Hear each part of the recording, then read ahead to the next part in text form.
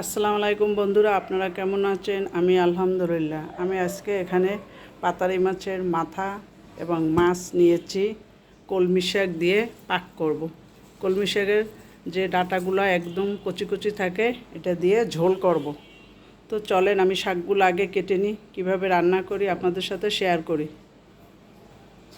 শাকগুলো আমি কাটাকাটি করে পরিষ্কার করে নিলাম। এখন আমি রান্না করব। এখানে আমি পেঁয়াজ আর কাঁচা ঝাল দিয়ে দিয়েছি। শাক সবসময় কাঁচা ঝাল দিয়েই রান্না করলে কালারটা সুন্দর আসে, যার জন্য আমি কাঁচা ঝাল দিলাম। এখন আমার পেঁয়াজটা একটু তেলের উপর ভাজা হোক। পেঁয়াজটা ভাজা হয়ে গেছে। এখন আমি মশলা দিচ্ছি। মরিচ দিলাম 1 চামচ, হলুদ দিলাম 1 চামচ। এখন আমি এটাকে একটু নাড়াই দিচ্ছি।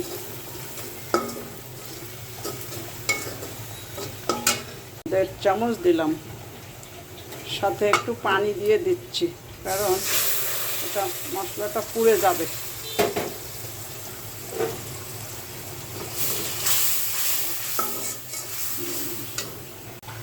জিরা 1/2 চা চামচ, বাটা রসুন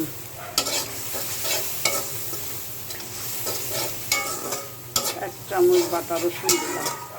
এখন আমি মাছটা দিয়ে দিব। মশলাটা সুন্দর করে কষে গেছে। মাথাটা দিয়ে দিলাম, 2টা মাথা দিলাম, মাছ দিলাম। এটা একটু কষুক, তারপরে আমি শাকগুলো দিব। এভাবে একটু ঢেকে রাখি।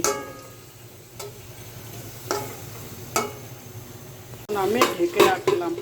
এখন আমি শাকগুলো দিয়ে দিলাম।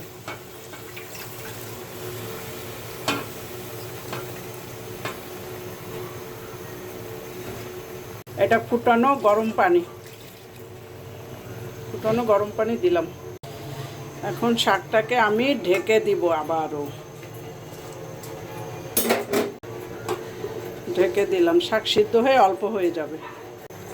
শাকটা আমার কেমন হলো দেখি একটু। মাশাআল্লাহ, শাকের চেহারাটা খুবই সুন্দর হয়েছে, কালারটা।